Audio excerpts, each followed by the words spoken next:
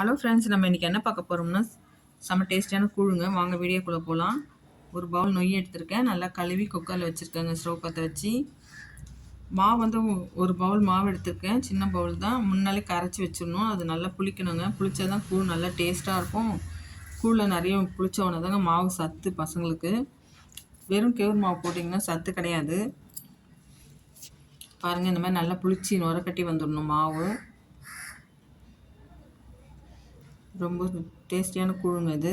இப்போ நொய் வெந்துடுச்சு. இப்போ மாவு கரைச்ச மாவு எடுத்து நம்ம அதில் ஊற்றிக்கலாம். நல்லா கிண்டிக்கிட்டே இருங்க, இல்லைன்னா கட்டி கட்டியாகிடும்.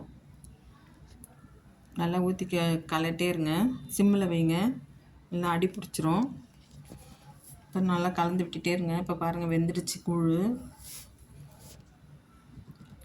நீங்கள் தண்ணியில் கை தொட்டுட்டு வச்சு பாருங்கள். கையில் ஒட்டாமல் இருந்ததுன்னா வெந்துடுச்சுன்னு அர்த்தம். ஒட்டுச்சுன்னா வேகலைன்னு அர்த்தங்க. இப்போ கூழ் ரெடி ஆச்சு. ஸ்டவ் ஆஃப் பண்ணிடலாங்க. இந்த கூழ் வந்து மறுநாள் தான் நம்ம கரைச்சி குடிக்க போகிறோம். அன்றைக்கே சாப்பிடக்கூடாது.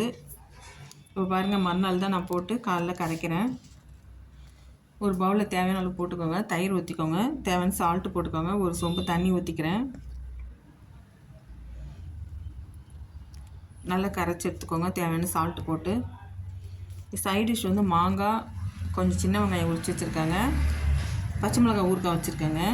மோர் மிளகா வச்சுக்கலாம். என்கிட்ட மோர் மிளகாய் இல்லைங்க, அதனால் நான் பச்சை மிளகாய் ஊறுகாய் வச்சுருக்கேன். நீங்களும் ட்ரை பண்ணி பாருங்கள். பிடிச்சிருந்தா லைக் பண்ணுங்கள், சப்ஸ்கிரைப் பண்ணுங்கள்.